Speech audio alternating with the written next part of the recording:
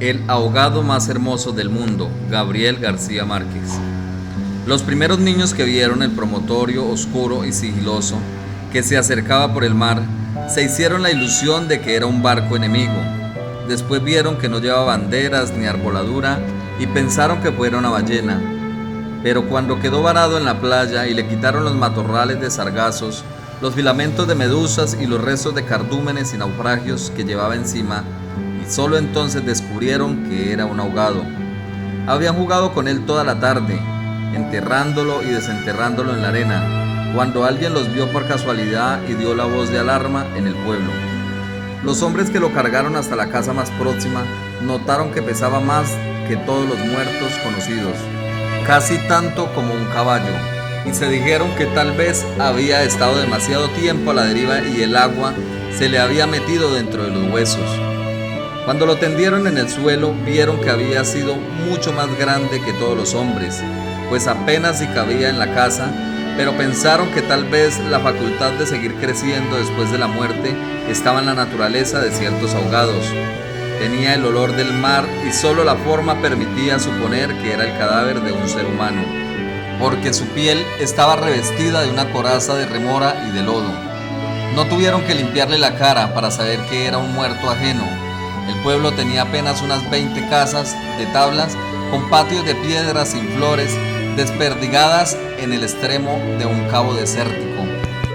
La tierra era tan escasa que las madres andaban siempre con el temor de que el viento se llevara a los niños, y a los muertos que les iban causando los años tenían que tirarlos en los acantilados. Pero el mar era manso y pródigo, y todos los hombres cabían en 7 botes, así que cuando se encontraron el ahogado, les bastó con miradas los unos a los otros para darse cuenta de que estaban completos. Aquella noche no salieron a trabajar en el mar. Mientras los hombres averiguaban si no faltaba alguien en los pueblos vecinos, las mujeres se quedaron cuidando al ahogado. Le quitaron el lodo con tapones de esparto, le desenredaron del cabello los abrojos submarinos y le rasparon la rémora con fierros de descamar pescados.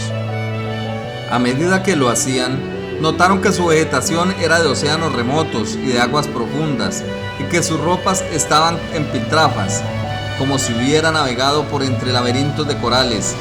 Notaron también que sobrellevaba la muerte con altivez, pues no tenía el semblante solitario de los otros ahogados del mar, ni tampoco la catadura sórdida y menesterosa de los ahogados fluviales. Pero solamente cuando acabaron de limpiarlo, tuvieron conciencia de la clase de hombre que era, y entonces se quedaron sin aliento. No solo era el más alto, el más fuerte, el más viril y el mejor armado que habían visto jamás, sino que todavía cuando lo estaban viendo no les cabía en la imaginación. No encontraron en el pueblo una cama bastante grande para atenderlo, ni una mesa bastante sólida para velarlo. No le vinieron los pantalones de fiesta de los hombres más altos, ni las camisas dominicales de los más corpulentos, ni los zapatos del mejor plantado.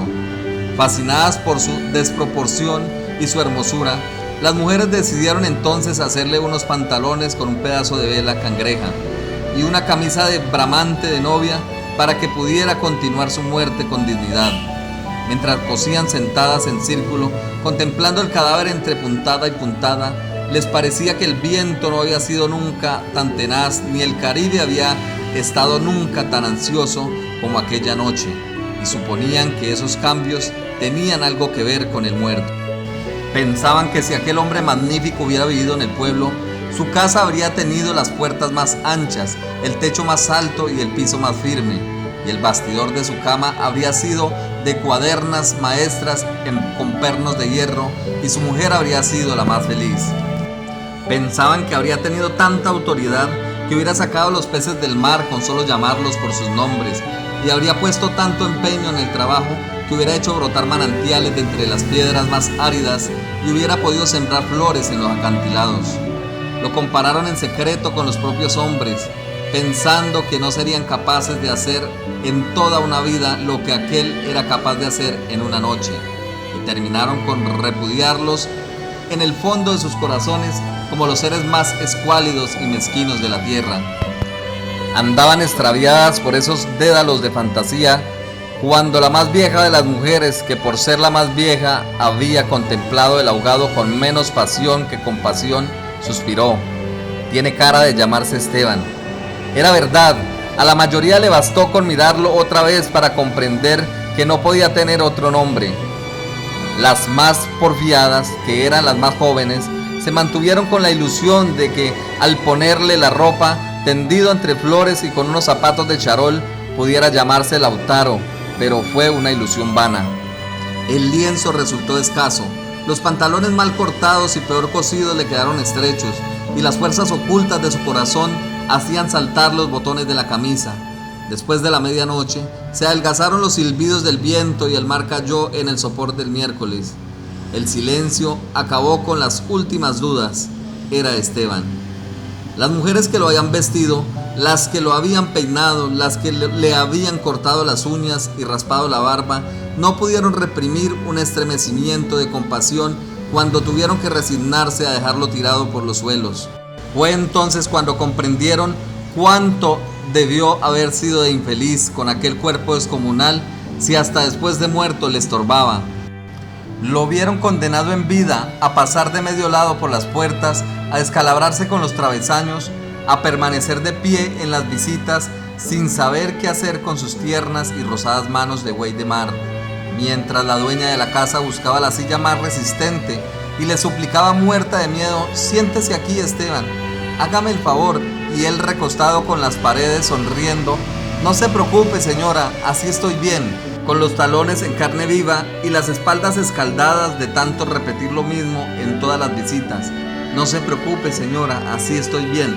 Solo para no pasar la vergüenza de desbaratar la silla, y acaso sin haber sabido nunca que quienes le decían: no te vayas, Esteban, espérate siquiera hasta que hierva el café, eran los mismos que después susurraban: ya se fue el bobo grande, qué bueno, ya se fue el tonto hermoso.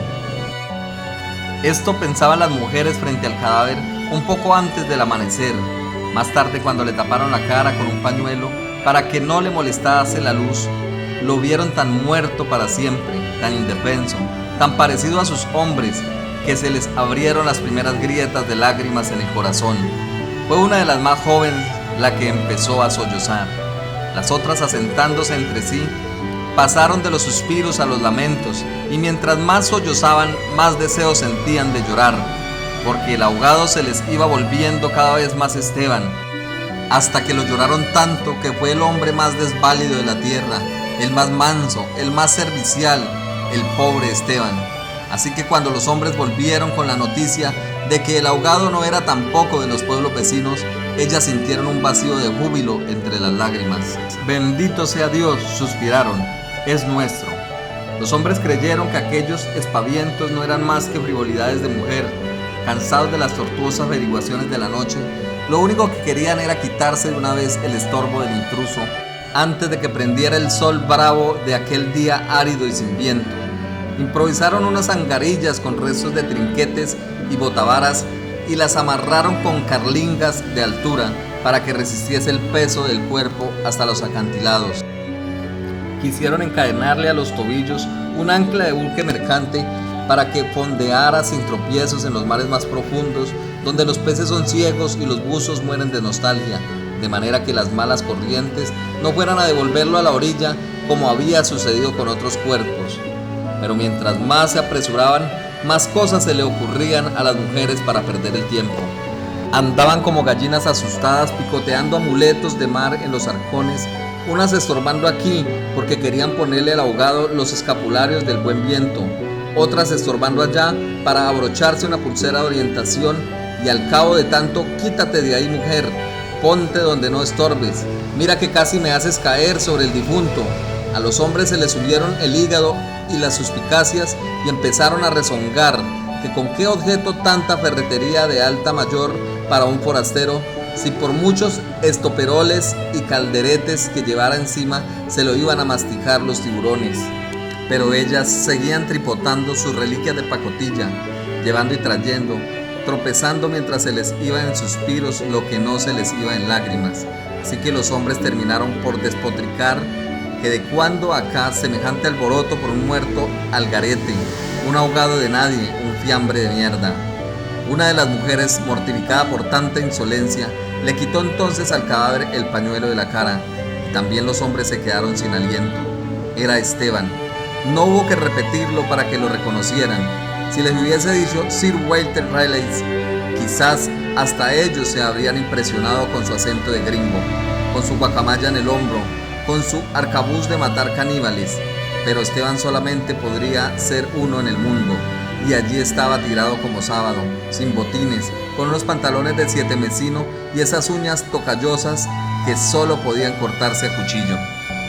Bastó con que le quitaran el pañuelo de la cara para darse cuenta de que estaba avergonzado, de que no tenía la culpa de ser tan grande, ni tan pesado, ni tan hermoso, y si hubiera sabido que aquello iba a suceder, habría buscado un lugar más discreto para ahogarse.